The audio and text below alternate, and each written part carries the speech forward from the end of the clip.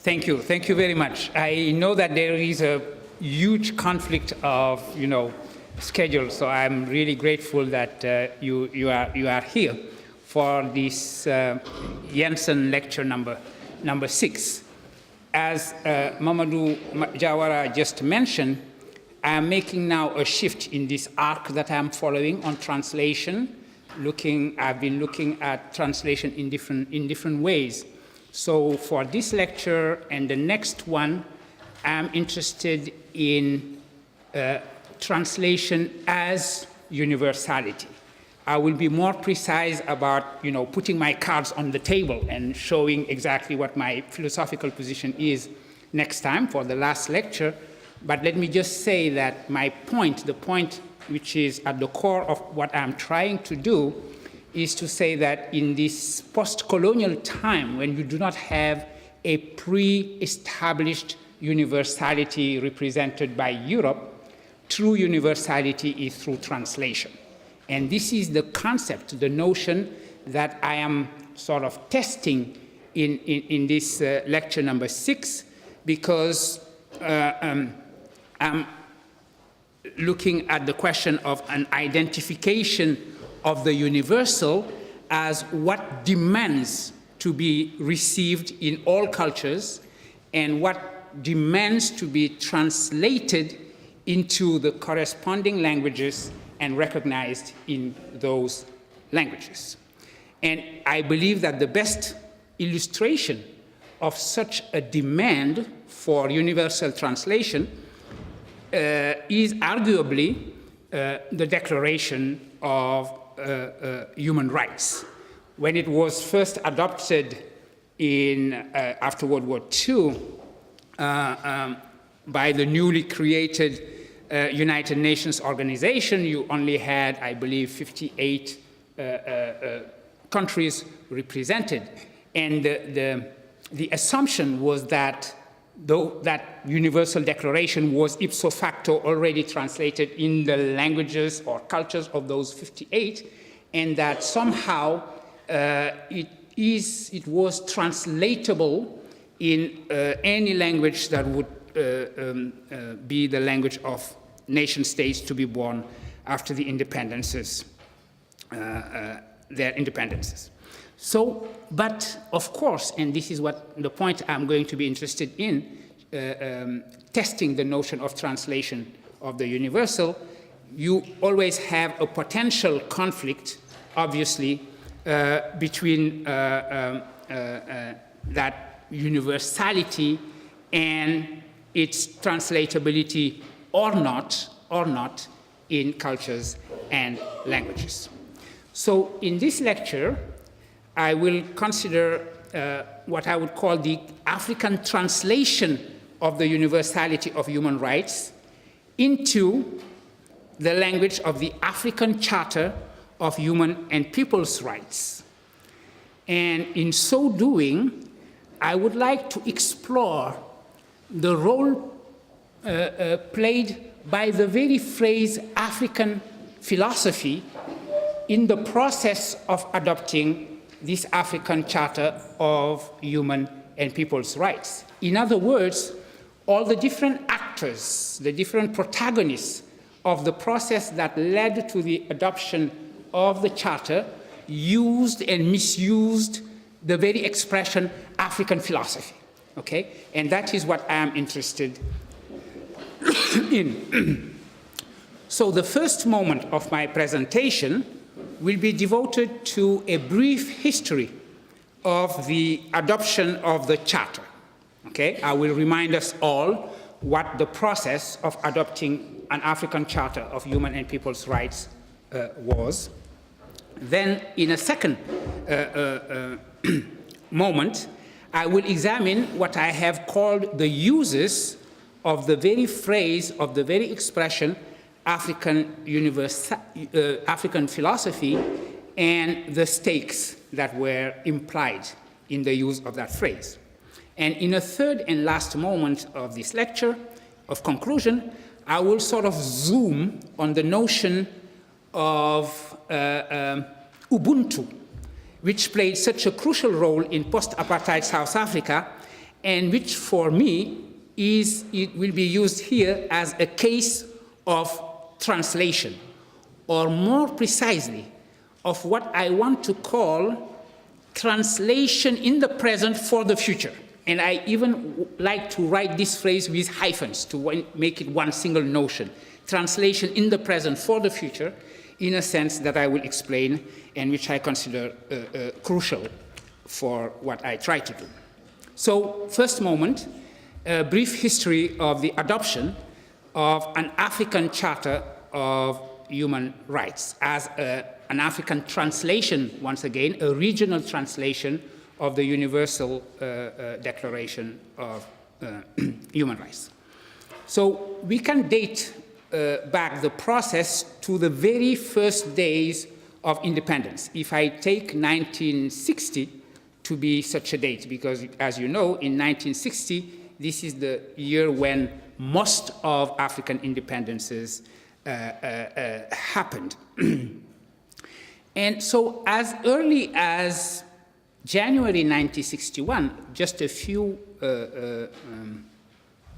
weeks in the following year, 1961, a conference of African jurists was held in Lagos, Nigeria, calling for the establishment of an African Commission for Human Rights that would follow the European model. So the European model in 1950 in Rome was the European Convention of Human Rights was established, offering possibility for individuals, associations, or organizations to bring to a supranational court a case against their own state. And you also had another regional organization, also the American Convention on Human Rights, which was adopted only in 1969. So when 2 years later, when 2 years after 1961, the Organization of the African Unity, OAU, was created, obviously human rights was not very high on the priorities then. It was not a priority at all. There was, of course, lip service paid to the Universal Declaration of Human Rights, but the real emphasis of the OAU when it was created was really on two fundamental principles at the time. The first one was the inviolability of the nation states in the borders that they had been inheriting from the colonial administration. And second, the Westphalian principle of sovereignty. Every nation state is sovereign within its own borders. And it could be understood why these were the cardinal principles then, because no matter how absurd some of the colonial borders could be, if you start redesigning them, you would have war all over Africa. So that principle held most of the time. It was sort of challenged by the Nigerian situation, Biafra, but in the end, only in fact Eritrea and more recently Sudan actually went against that principle.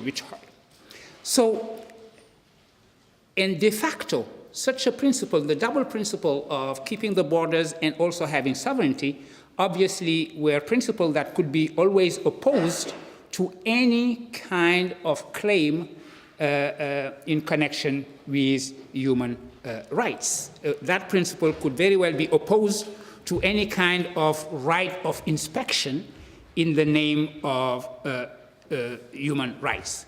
So using these two founding principles of the OAU, a great number of authoritarian regimes maintained themselves in Africa, violating systematically basic human rights that they considered foreign to an African tradition that was conveniently reinvented for the purpose of legitimation and justification on what was simple dictatorship.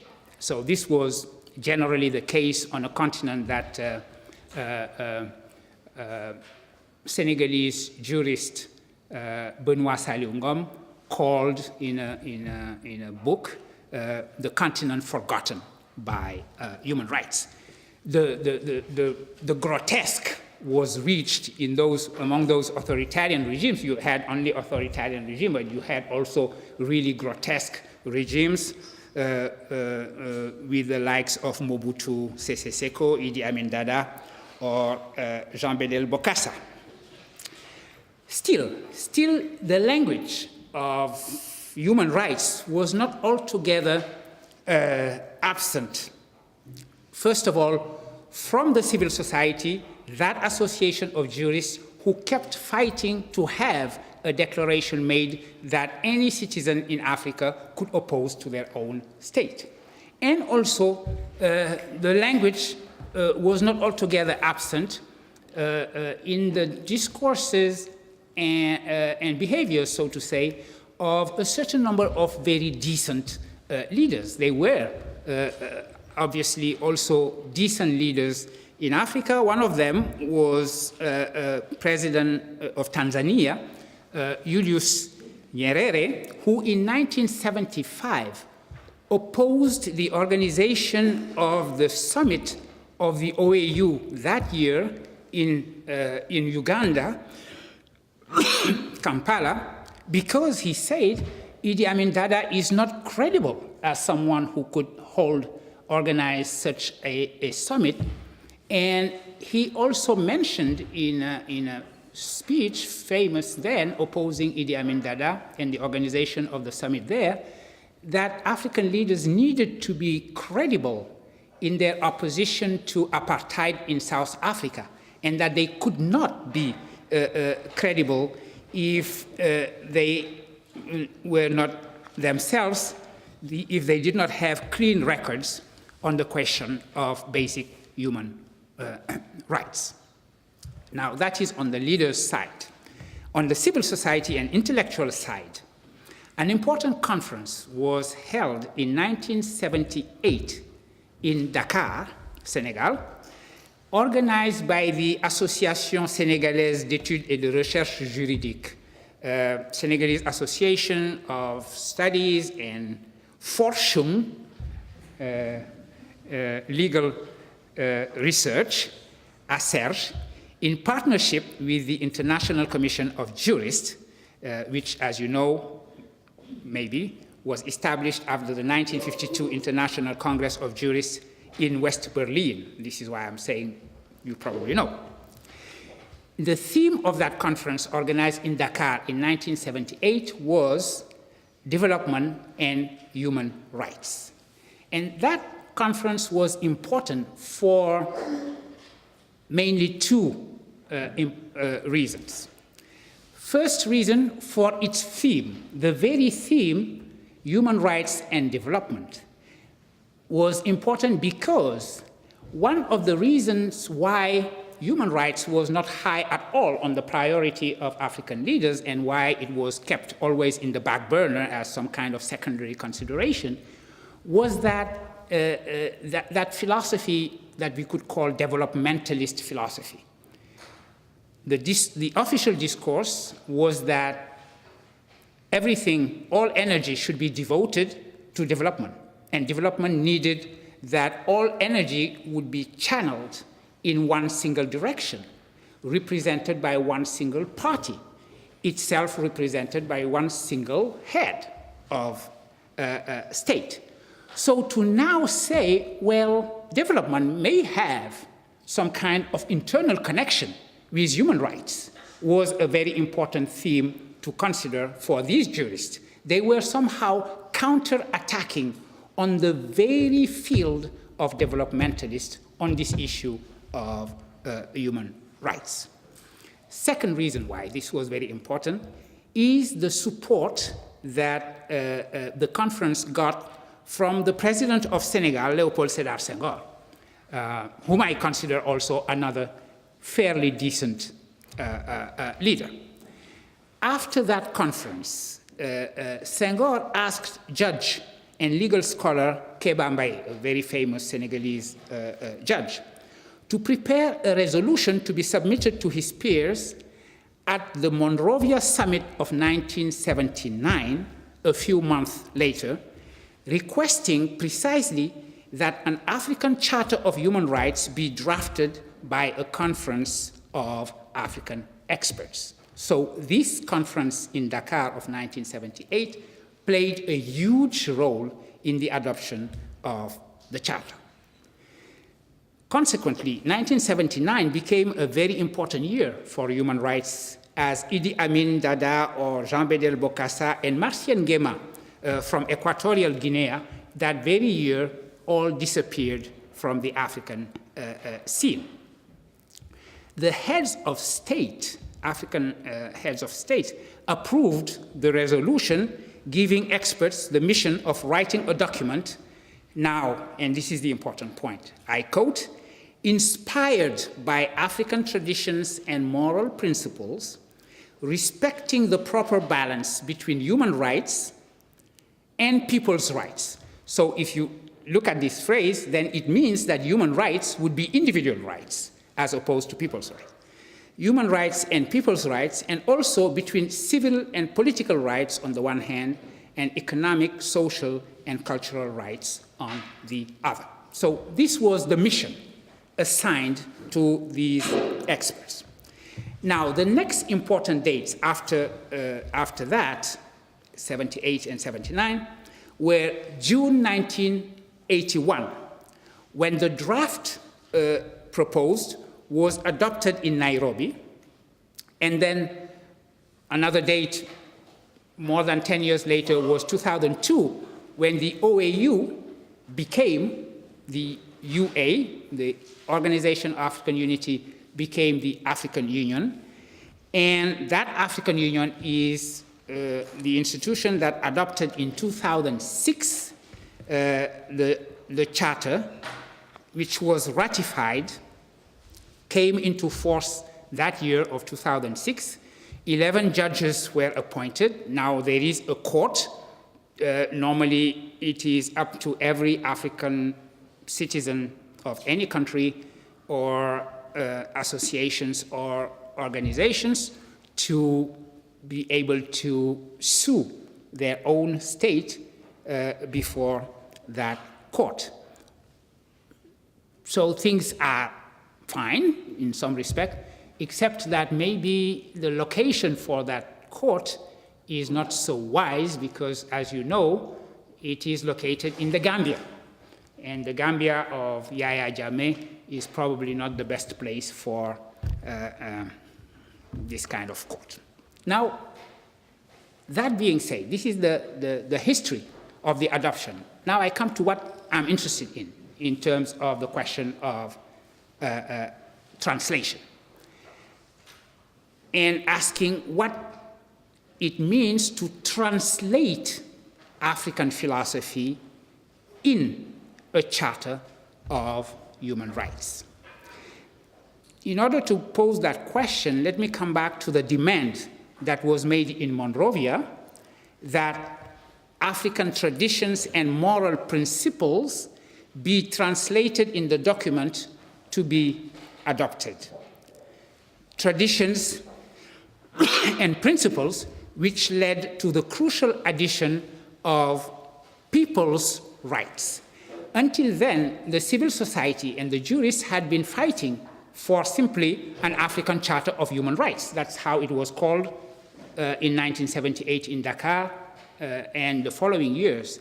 And in Monrovia, when the meeting was held and the heads of state gave their agreement to have it drafted, they added, okay, well, let's put in there people's rights. So what does that mean to have been adding this? Two possible answers, contradictory, but they were both of them held together. The first would be that this emphasis on African principles and traditions was a way of recognizing the universality of human rights in the sense that one would say, okay, they are not foreign to African cultures and languages at all. And they just demanded recognition in both senses of the word, to be recognized legally, accepted, and also to be recognized in the sense that they would be acknowledged as an expression of something that was already in the culture, and as a translation of the traditional ethical principles that could be found in African societies. This would be one optimistic way of understanding this call, this demand on that African principles and traditions be considered in drafting the charter. Second, and on the contrary, the need to add that phrase, people's rights, could mean that in the mind of those who demanded it, human rights were synonymous with individual rights and expressed a philosophy of individualism that would be considered foreign to African principles and traditions, which needed to be taken into account as they put emphasis rather on the group, the collectivity, or the people. So these were the different ways of understanding the very notion of, take into account African moral principles and ethical principles. In other words, the two explanations, one of them would mean total translatability. If you say that in the Universal Declaration of Human Rights, 1948, there is something that appeals to any human culture and any language, and just needs to be recognized in the double sense that I have mentioned, then you are saying that it is universally and naturally translatable. If you are holding the second position, saying, well, as it is, it stems from an individualistic philosophy of what a human being is and what rights are actually her, then you are in a position in which you consider that the untranslatable should be taken into account. You are affirming that certain principles are actually untranslatable because they do not correspond to a different philosophy, and you would like that untranslatability to be taken into account by the document. Let me here open a parenthesis to look at an actual translation of the Universal Declaration in my own language, Wolof. In Wolof, the very title of it is Sañ-sañu doomu aadama, or Àqu doomu aadama. And I am saying this because Aq is originally an Arabic word meaning right. And Haq has been adopted in Wolof. Actually, many African languages have had some form of hybridization with Arabic, understandably, going from Swahili. Swahili is probably the most hybrid African language when it comes to the influence of Arabic on the language, going from there to Hausa or Fulani or Wolof. In this case, the word for right, haq, is an Arabic word which has been adopted in Wolof. I'm probably sure that in Bamana you might have haq as well. Or you could say sañ-sañ. Sañ-sañ would be the more traditional Wolof word. But sañ-sañ, if you translate it literally, means what you are authorized. And actually, if you look at it, what you are authorized to do is not the same as the rights that you hold. So if you want to be a linguistic purist, translating into Wolof as it was done, you would use that word, but you are not sure that the translation is really what you planned. Or you could use the Arabic word, which is much closer to the idea of right, but then it means you are going to give a kind of religious coloration to the whole thing. And in fact, the expression that you use for humanity, Domi Adama, means literally the children of Adam. And the children of Adam, obviously, is religious. If you consider that the way in which you could call humanity is to talk about the children of Adam and Eve, then you are inscribing yourself in some kind of Abrahamic tradition in which we are all children of Adam and Eve. And I'm mentioning this and mentioning this case because it is interesting to look at the phenomenon of translation. If you translate it, what you sort of seem to bring into the document is this kind of religious coloration, which is fine in terms of recognition, because you would say, well, after all, this document is not foreign to us. As religious people, we do know that a certain number of rights are attached to the human being. But is it the sense of the Universal Declaration?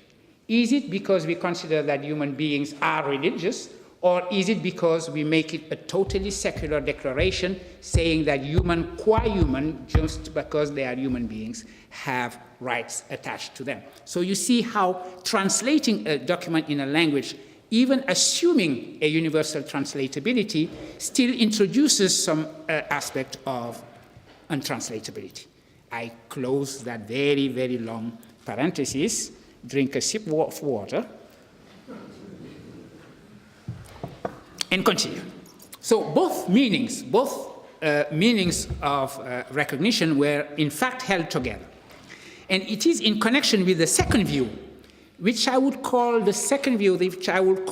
both at once holistic, separatist, and relativist, that the phrase African philosophy was evoked, and certain African philosophers were also evoked. Let me mention first the skepticism that was expressed by Nigerian politist and philosopher Claude Ake vis-à-vis the development in international relations in general, and in Africa in particular, of the human rights discourse. First, Claude Ake made the remark that after a period of total indifference from Africans and Europeans to the question of human rights on the continent, human rights record, I quote Claude Ake, is now beginning to feature in Western decisions on how to relate to the countries and leaders of Africa. End of quote. And Claude Ake finds an explanation for the new discourse in international relations in the fact that, and I quote him again, the authoritarian capitalism of Africa is under some pressure to be more liberal and thereby create political conditions more conducive to capitalist efficiency. That was the political point made by Claude Ake. The only reason why Europe was discovering that human rights were absent on the African continent and they should be there and so on and so forth was that capitalism was reorganizing itself. It needed not to be upheld by authoritarian regimes, but more open, democratic regimes, because that would be more sustainable. That is what Claude Ake had to say on the political side. Now, on the philosophical side, I am quoting him at length, a very important paragraph. This is Claude Ake's idea.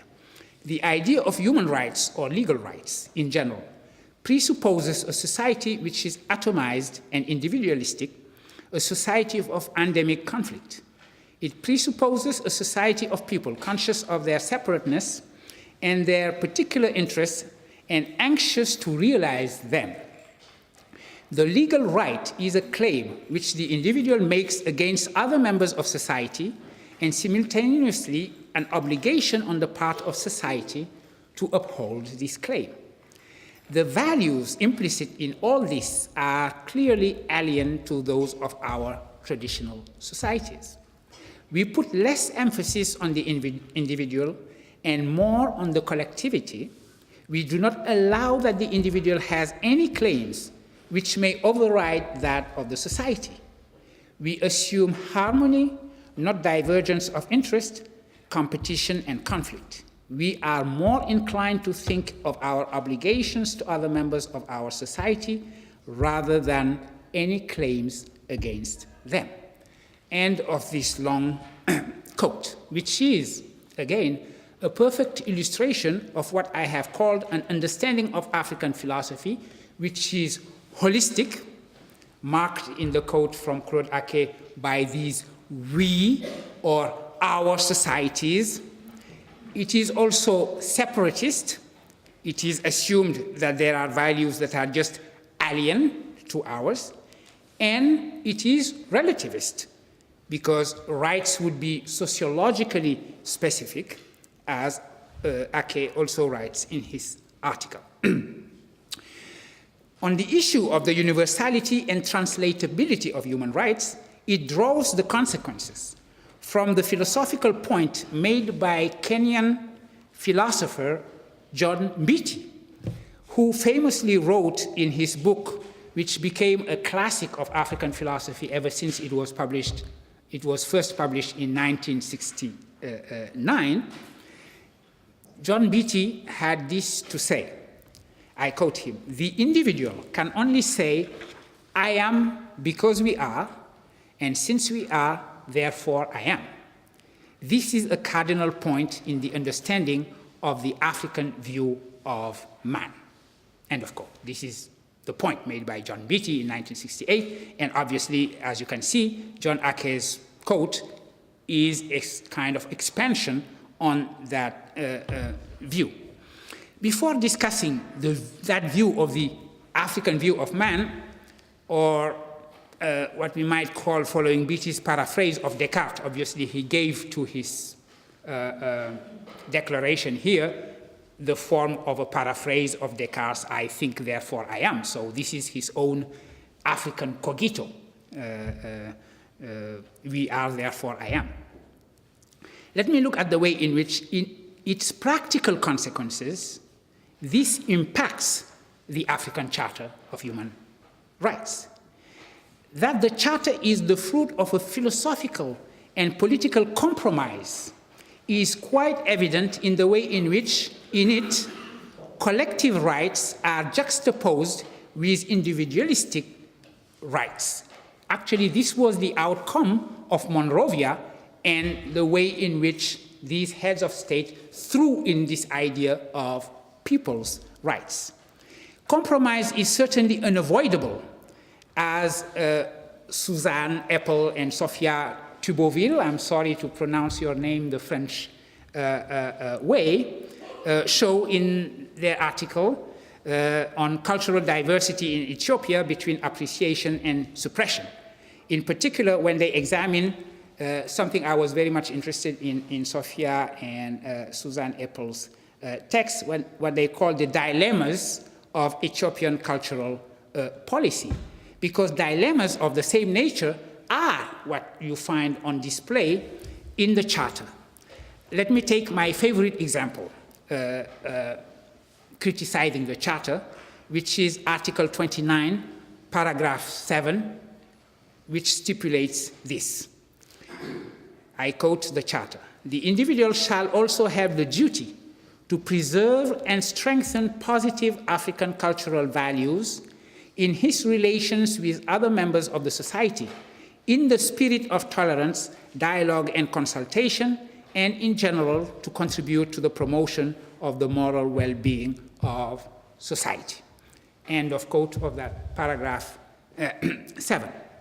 Actually, what follows that stipulation is the injunction that the individual, every individual African, is asked to contribute to the best of his abilities to the promotion and achievement of African unity. It is, in fact, very strange that in a Charter of Rights, you have such an injunction to work for African unity, but at least that is fine. I mean, if we are called to work for Pan-Africanism, yeah, okay, let's heed the call. But the bulk of that Article 29 is a list whereby the individual is presented with duties vis-à-vis the national community and even, I quote, the security of the state. So you can see how the potential for these duties to conflict with individual rights such as freedom of speech, freedom of conscience and religion, for example, is quite obvious. Generally speaking, what are these positive African values? And why do you need to say only the positive one? Who is going actually to screen the values and put the positive ones on my, let's say, left? What is good is on the left, or the bad ones on the right. And with all these duties, obviously, there may be very easily some kind of raison d'etat, or we might call it raison de culture, that could here function as right of the collectivity, which would just translate into an incarcerating an essentialist conception of group identity against individual freedom. So the belief in cultural identity as destiny, to paraphrase here a famous book by Amartya Sen, Identity and Violence, The Illusion of Destiny, that he published in 2007, is very much present in this charter, again, because it was a compromise between two languages, between two ways of translating the notion of African philosophy after Monrovia. What does it mean to be at the service of African positive cultural values, as I have asked, and so on and so forth. The dilemma, to use again Suzanne Appel's and Sophia Stuboville word, could refer to what they say about Ethiopia, where the document they studied says that traditional harmful practices should be eliminated step by step. So maybe that would be the way of screening the values and saying, okay, I'm just keeping the positive values, those that are not harmful practice. And of course, when we say that, what first comes to mind is female genital mutilations, for example. But generally speaking, the question posed is of the translation of the traditional into the modern. And this is the point I wanted to come. Translation in the sense of transferring to new times and translation in a new language, and this is something I will come back to in my conclusion.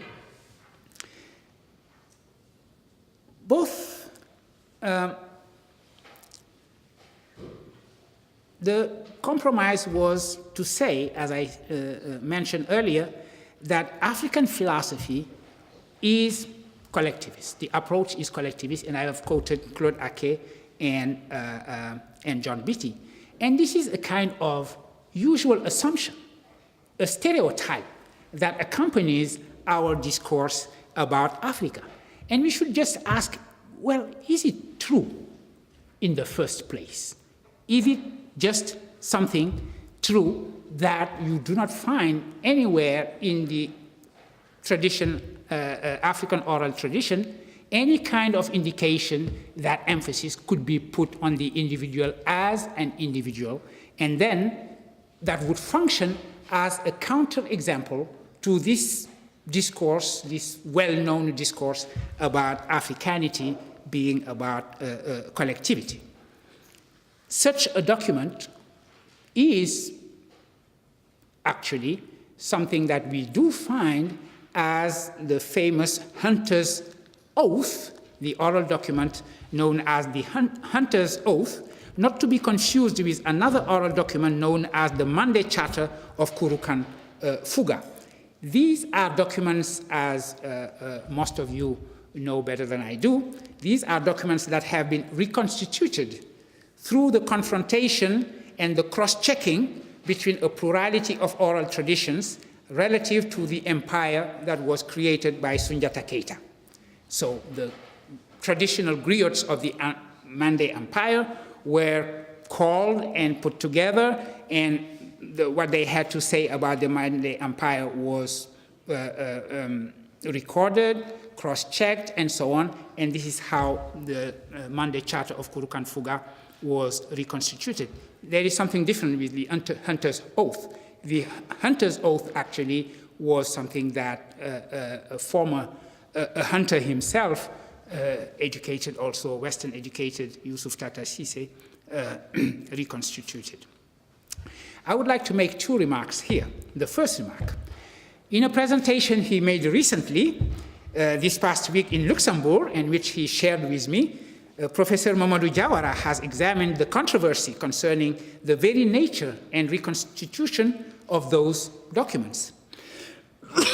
In his contribution to the colloquium he went to, entitled Kurukan Fuga, The Clearing of Controversy Appropriating Human Rights in Africa, Mamadou Diawara recalls the process through which the documents were established, and he quotes the Africanists who deemed them sheer fabrication with the aim of claiming for Africa some precedence in the proclamation of some equivalent of the Magna Carta or the Declaration of Human Rights. Actually, you had quite a few Africanists who just jumped on their chair saying, okay, here they go again. These Africans are claiming now for them precedence in the Declaration of Human Rights. This is why they have been fabricating the Kurukan Fuga as a Mande Charter.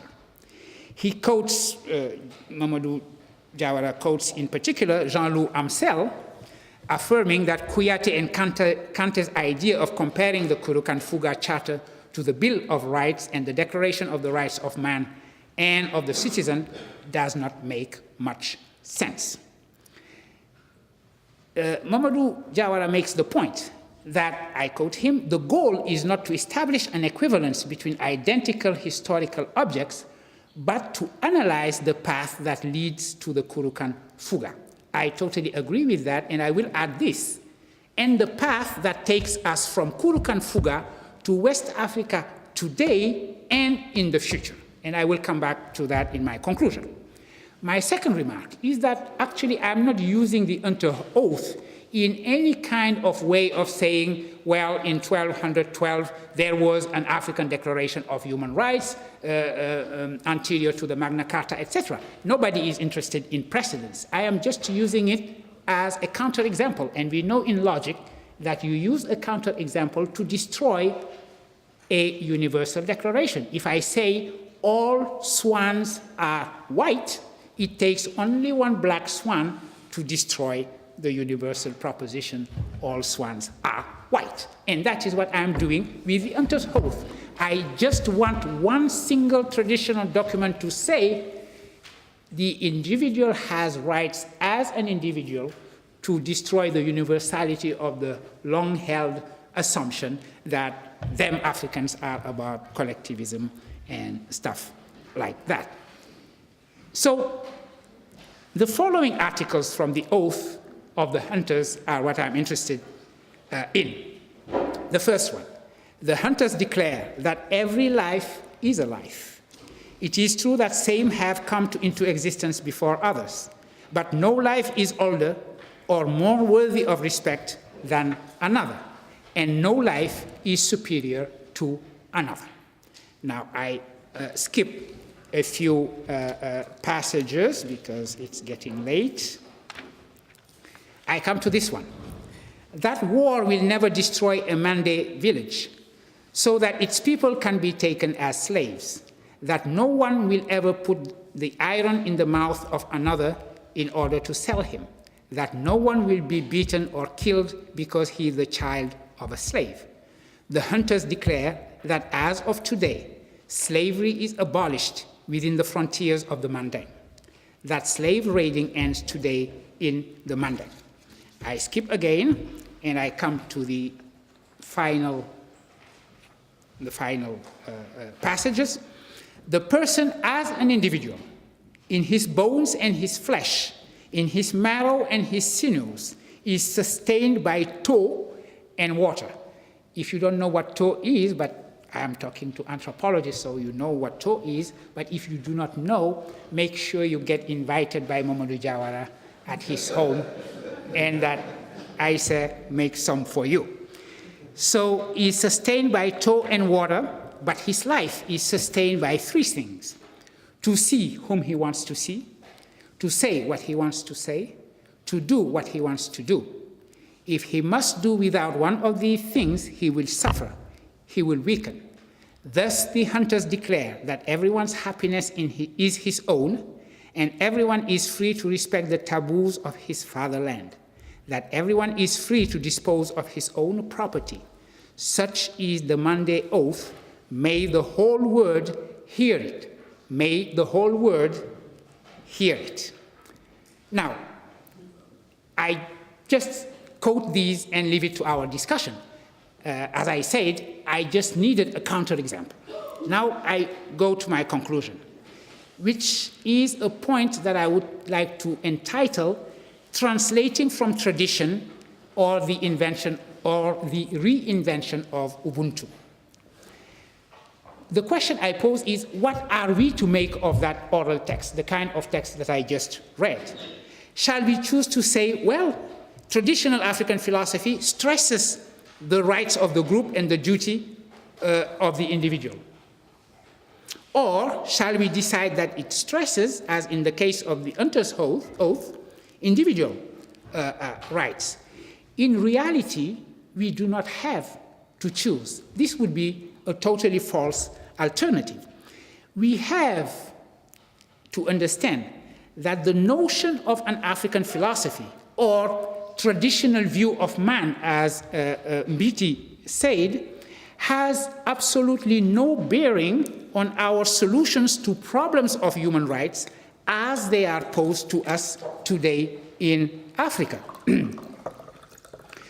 We have to find our points of departures.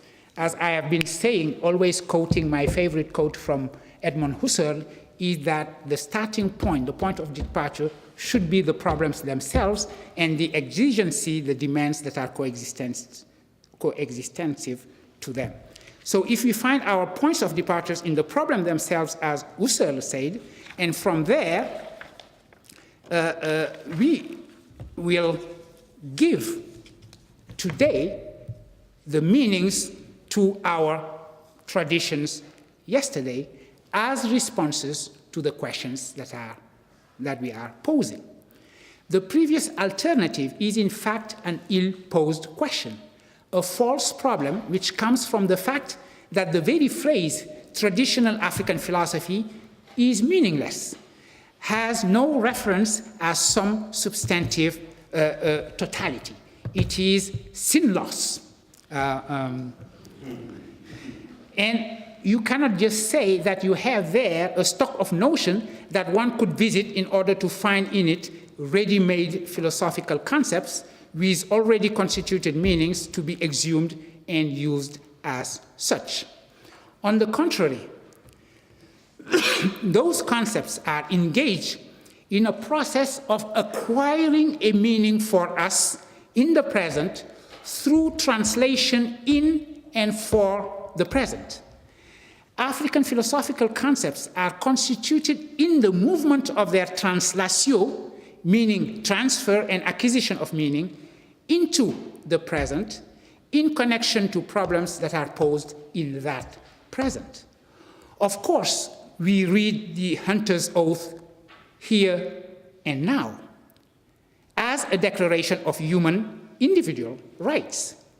Of course, the Monday Charter of Kurukan Fuga is read as such today in an Africa which is engaged in the continuous process of developing democratic open societies. How it was read or listened to then or yesterday, we do not know and we will never know anyway. In that sense, yes, indeed, the tradition is invented. But invented should not be understood as fabricated, but rather considered to mean translated in the present in response to the problems and questions of the present with a view to the future. The best possible illustration of that idea is given by the way in which the traditional concept of Ubuntu has been mobilized, revitalized, or reinvented in present-day South Africa as an important philosophical concept of transitional justice. The word, as those of you who are linguists of Bantu languages know better, built from the root Ntu, meaning human being, conveys the notion of togetherness in humanity. So it could be translated as achieving together, through each other, our common humanity. Proverbs and other traditional sayings in which the word is found give to it a certain meaning. But it is truly when it has been translated into the situation of post-apartheid South Africa and used by both Archbishop Desmond Tutu and by Nelson Mandela to respond to the urgent question posed by the new situation, how to build out of truth, reconciliation, and a future for a so-called rainbow nation. That is the situation in which it acquired its philosophical meaning. It was translated from a traditional notion into a philosophical concept. As a response, Ubuntu was translated from the past into an important philosophical concept that can be called African, only in reference to its linguistic and cultural origins, to be translated into a universal concept of the philosophy of transitional justice in general.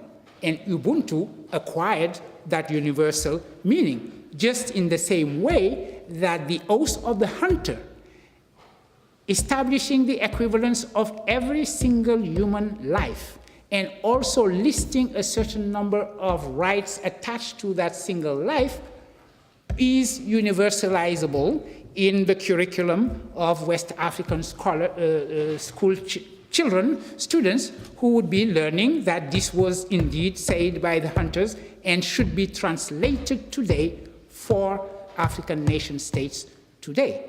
After all, as this Portuguese writer, whose name now I am forgetting, famously said, but you will let me know who he was, said, the universal is actually the local without the walls.